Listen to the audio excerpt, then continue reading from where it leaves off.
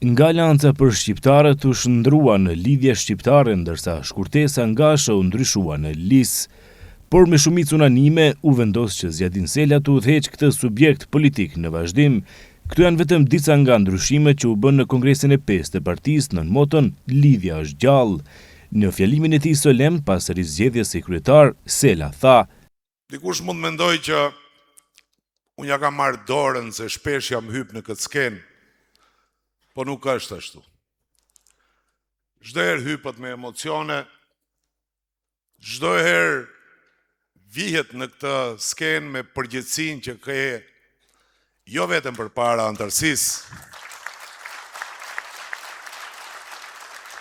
jo vetëm përpara delegatëve, pa atë përgjegjësi që çdo herë ne si Aleancë për Shqiptarët më herët e sot si Lidhja Shqiptare e kemi përpara gjeneratave që do të trashëgojnë vendimet që ne sot i sjellim si struktura politike.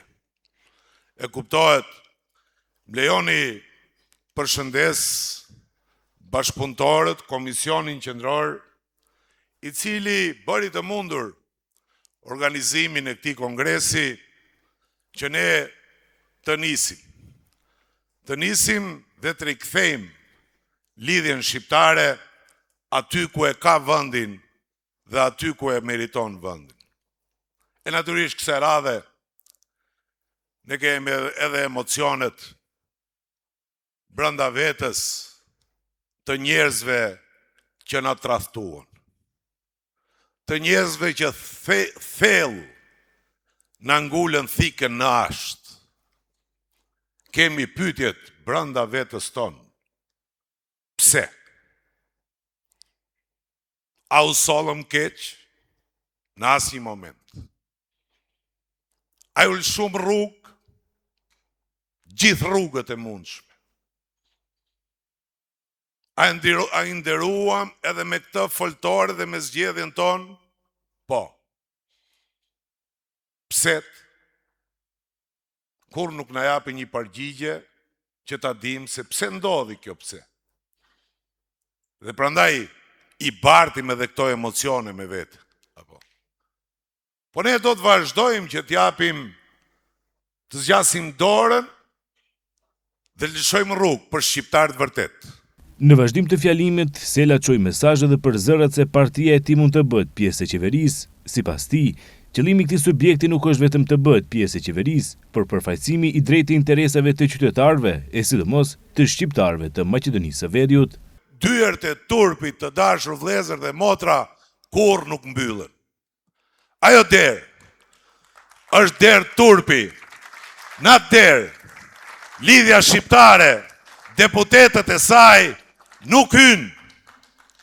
Lidhja Shqiptare dhe trashëgimia e saj, Aleanca për Shqiptarët, din të dale prej atyre dyrve si që ka dëshmuar të kaluarën.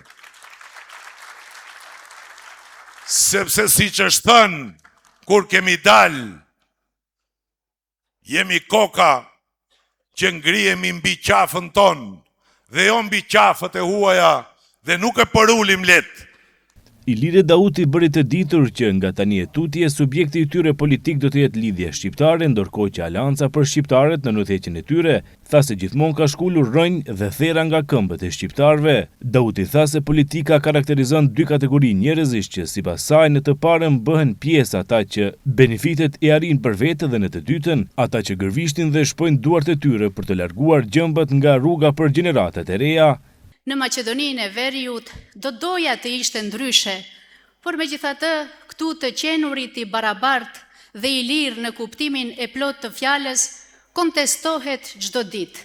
Dhe këto vështërsi janë si therrat, që po nuk i shkule sot, nesër bëhen edhe më të mëdhaja dhe më të fuqishme dhe gjembat e tyre bëhen edhe më shpues për fëmijët tanë. Dhe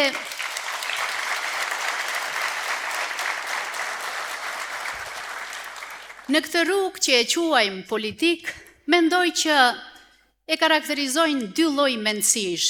Është njëra pikërisht e atyre të cilët përfaqësojnë marrjen e benefiteve për vetvete gjatë rrugtimit në atë rrugë, ndërsa gjembat i lënë për popullin, dhe nga ana tjetër, është mendësia tjetër që gërvisht shpon duart e veta për të larguar therat dhe gjembat nga rruga për gjenerata që vinë.